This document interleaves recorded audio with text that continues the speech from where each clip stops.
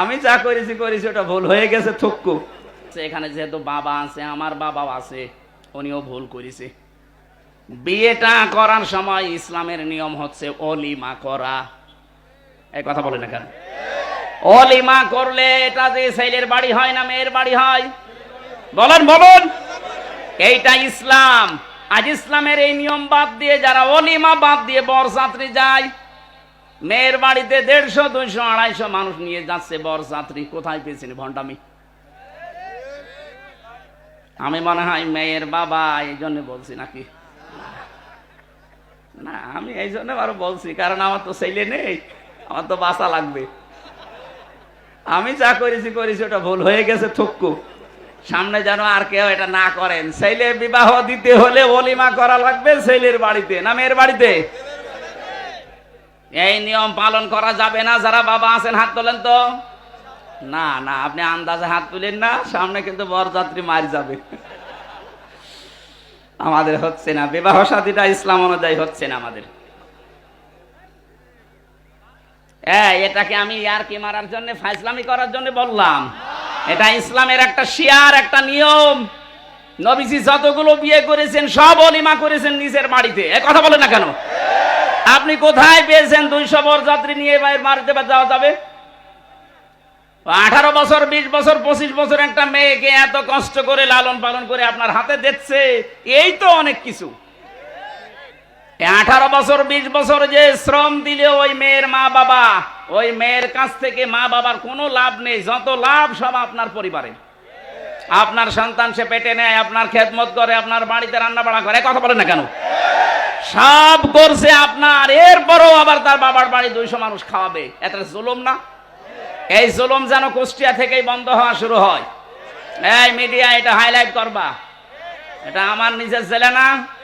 আগামী থেকে জেলায় বিয়ে হলে কোন বরযাত্রী চলবে না, অলিমা করা লাগবে। বরযাত্রী যারা আসতে যাবে এটা ছোট লোক, ইতর। বলেন, বরযাত্রী বন্ধ করবেন কারা কারা? হাত তোলেন তো। এই আন্দাজে হাত তুলবেন না, এটা কিন্তু রেকর্ড হচ্ছে। এই দেখেন কত ক্যামেরা। তোলেন তোলেন তোলেন, এই তোলেন। কেউ বরযাত্রী যাব না ইনশাল্লাহ, সব অলিমার দাওয়াতে যাব। ঠিক আছে? বলছেন না? কি গো, এ জেলার মানুষ তো খুব ঝামেলা। আজ বাংলাদেশে বহু বিয়ে শুরু হয়, বহু বিবাহ শুরু হয় হারাম কাজ দিয়ে। এদেশে অনেক মানুষ মনে করে 4 বিয়ে করা ফরজ, সুন্নাত, নফল, ওয়াজিব। না, কিচ্ছু না। এটা সিস্টেম আছে। কোরআনে কারিমে সূরা নিসার 3 থেকে 5 নম্বরে আয়াতগুলো যে নাজিল হয়েছে, আপনি একটু ঐতিহাসিক প্রেক্ষাপটগুলো খেয়াল করেন।